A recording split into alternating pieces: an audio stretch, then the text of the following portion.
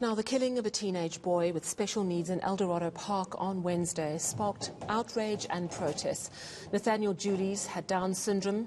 According to eyewitnesses, he was walking to the shops to get cookies when he became excited by the flashing lights on the police car. And according to eyewitnesses, he was shot by police. Now, his father, who saw his body, says his chest was covered in bullet holes.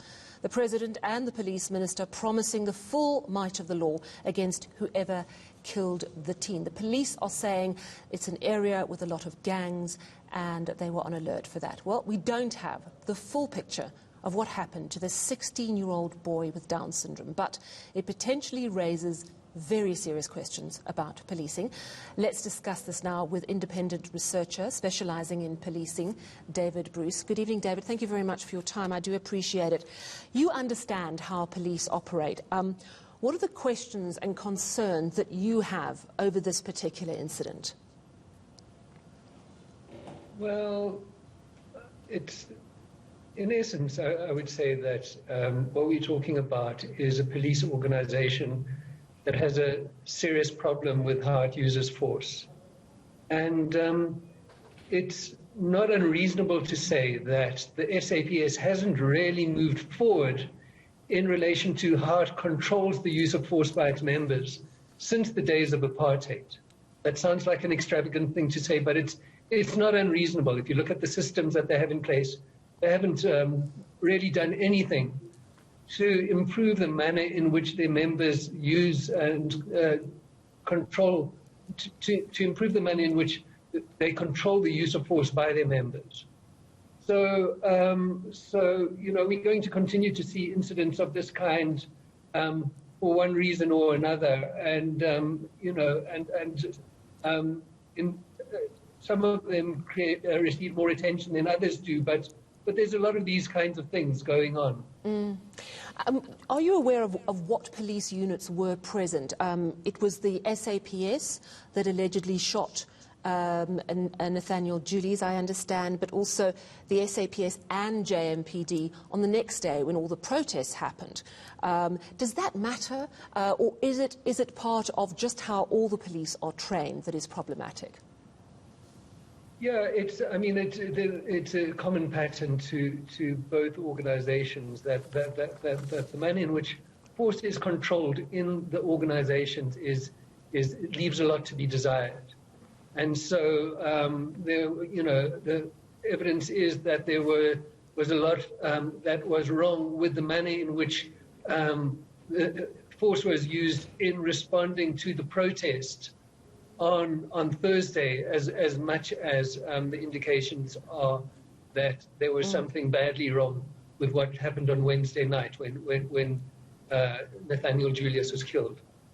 And, you know, it comes at a time when globally there is massive outrage about what happened to David Blake in Kenosha in the United States. Of course, he was shot in the back while he was reaching into his car. The car in which his 3 children were seated. And looking at the video and watching some of the comments that have been made, the point was made, you know, how does it go from stopping someone from walking away from the police to actually shooting them in the back at close range? And in a way, I have a similar question about this situation with Nathaniel. This is a boy who, it seems, was getting cookies, he was out on the street and got excited by the police lights. How does it escalate? And we simply don't know, of course, and there is no video.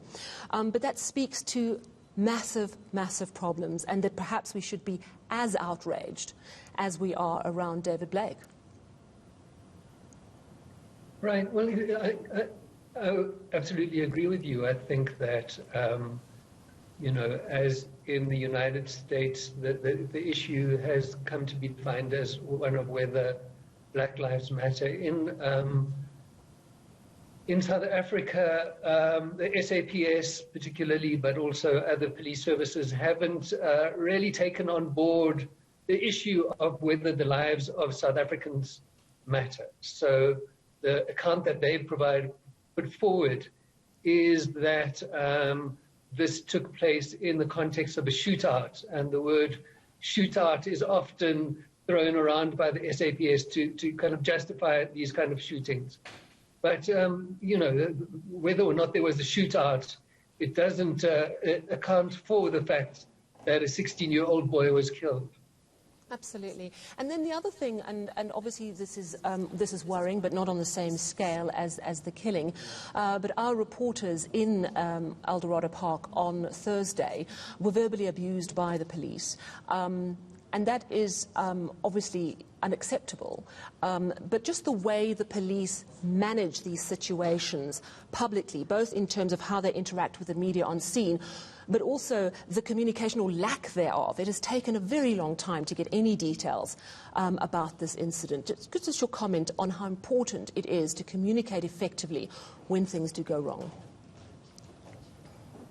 No, well, exactly. Again, I think what you know, in terms of the coverage that I've seen, what seems to consistently happen is that the SAPS, the Minister of Police, say, IPID is investigating this, we can't really say anything else. And so, in many ways, what seems to be the situation in South Africa is that the police use the existence of IPID as an excuse for avoiding taking responsibility for these things.